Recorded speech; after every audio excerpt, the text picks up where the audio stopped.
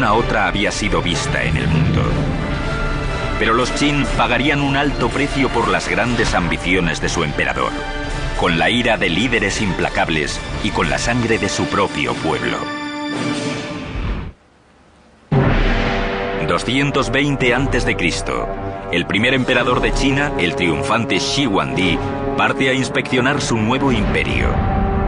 Por primera vez en la historia, China estaba unificada y segura. Y tenía intención de mantenerla así con el proyecto de ingeniería más ambicioso concebido jamás: la Gran Muralla de China. La Gran Muralla es una conexión de murallas que ya existían anteriormente. Un número de estados en el norte de China habían construido murallas en parte para defenderse unos de otros, pero sobre todo para defender su frontera norte. Sigue siendo hasta la actualidad, sin superar por la ingeniería moderna, una sola barrera inexpugnable que aísla el vasto imperio chino del mundo exterior a lo largo de una frontera que se extiende miles de kilómetros. Esto es Chongchong. En mandarín significa Gran Muralla y créanme, cubre más territorio que la anchura de Estados Unidos continental. E incluidos todos los ramales que no van a ninguna parte, tiene 9.000 kilómetros y eso es muy largo. Shi Huangdi, el primer emperador de China, empezó a construirla hace 2000 años y se trabajó en ella hasta el siglo XVII. Pero la muralla original no era como esta. Era más parecida a un muro de ladrillos y adobe, pero presentaba un interesante desafío a la ingeniería de todos modos, porque tenía que ir desde el mar en el este hasta el desierto de Gobi en el oeste para mantener fuera a los nómadas del norte, como los mongoles, y al pueblo chino dentro. Se necesitó la audacia de los emperadores para soñar a lo grande, pero también el implacable impulso de los trabajadores chinos para construir a lo grande, pero todo tuvo un precio. Su capacidad para resistir privaciones era inimaginable. Hombres, mujeres y niños trabajaron con sus manos en esta muralla y si se quejaban o intentaban escapar, los mataban. Las enfermedades eran constantes, las lesiones un lugar común. Vestidos solo con harapos, esta gente sufrió frío intenso, hambre intensa y agotamiento intenso. Los informes dicen que en el apogeo de la producción de esta muralla, cerca de un quinto de todos los trabajadores de China, 1 millón de personas, trabajaban aquí y un cuarto de esas personas murieron. Y si morías aquí, normalmente te enterraban aquí, en la muralla, dando lugar a otro de sus varios apodos, la Gran Tumba. Millones de brazos, piernas y espaldas se rompieron construyendo esta muralla. Hay poesía muy conmovedora, sobre todo escrita por esposas y madres, sobre jóvenes muchachos que se iban a trabajar al proyecto de la Gran Muralla, sin comida, morían en el frío invierno y nunca regresaban a casa. Pero la fuerza bruta no sería suficiente. Diferentes regiones tenían terrenos muy distintos y materiales de construcción variables a mano. Siempre que era posible, los ingenieros añadían a la construcción los muros ya existentes, pero la mayoría se construyó de la nada. Crearon un sistema brillante utilizando un material que tenían en abundancia. El método de la tierra apisonada es en lo que en China se llama un hangtu y consiste en construir un armazón de madera para encerrar el muro y empiezas desde abajo, digamos, con 2 tablas paralelas y luego echas gravilla y palos y barro y utilizas el extremo de un tronco para golpearlo hasta que está muy compacto y luego echas otra capa y sigues el mismo proceso y después colocas algunas tablas en la parte externa para mantenerlo en su sitio y sigues el proceso y sigues subiendo hasta que alcanzas la altura que quieres.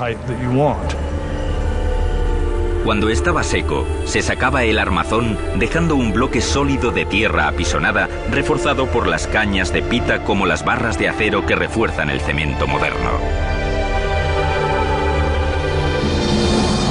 El lado meridional, de cara a China, estaba defendido por un simple parapeto, mientras que el lado norte, de cara a los bárbaros, estaba almenado. Había una torre de guardia cada 700 o 1000 metros. Un camino pavimentado a lo largo de la cima de la muralla para las tropas e incluso los carros, haciendo de ella una eficaz ruta de comunicaciones, sobre todo para los soldados estacionados en cada torre. Pero como obra de ingeniería militar, la muralla solo tuvo éxito en parte. Una muralla existe para que la defiendan, pero A largo plazo la muralla no era muy defendible. Los nómadas podían atravesarla y rodearla o entrar por medio de sobornos. Pero la Gran Muralla no se diseñó solo para mantener fuera a los bárbaros. También era una línea divisoria simbólica encerrando dentro a los chinos. La Gran Muralla, en cierto sentido, es una marca cultural tanto como una fortificación militar. Es un modo de decir, los chinos a los nómadas, vosotros quedaos ahí fuera, criad caballos y ovejas y nosotros nos quedaremos dentro plantando cereales. En el 210 a.C., la Gran Muralla se había extendido más de 5.000 kilómetros, dejando una marca indeleble en el accidentado terreno de China. Pero el resentimiento se estaba convirtiendo en furia contra Shi Huangdi. Muchos en su reino sentían que la colosal barrera no valía el precio que infligía en el pueblo chino. Una vez más, sus enemigos conspiraban contra él. Los últimos años de Shi Huangdi estuvieron marcados por lo que creo que es razonable llamar paranoia. Pero como dice el viejo proverbio, solo porque estés paranoico no significa que la gente no te persiga. Al menos 3 conspiraciones de asesinatos se sucedieron en poco tiempo. Shi Huangdi devolvió el golpe convirtiendo a China en una auténtica prisión para su pueblo. Ordenó destruir todos los archivos históricos de su despiadado régimen. El castigo para todo aquel que no lo cumpliera era el trabajo forzado o incluso la muerte. Unas 400 personas fueron enterradas vivas para dar una lección a aquellos que hablaban contra el régimen. Cuando el hijo mayor del emperador objetó, incluso él fue desterrado. La brillante visión de Shi Huangdi había transformado China en un gran imperio, pero pagó el precio con un descenso a la locura.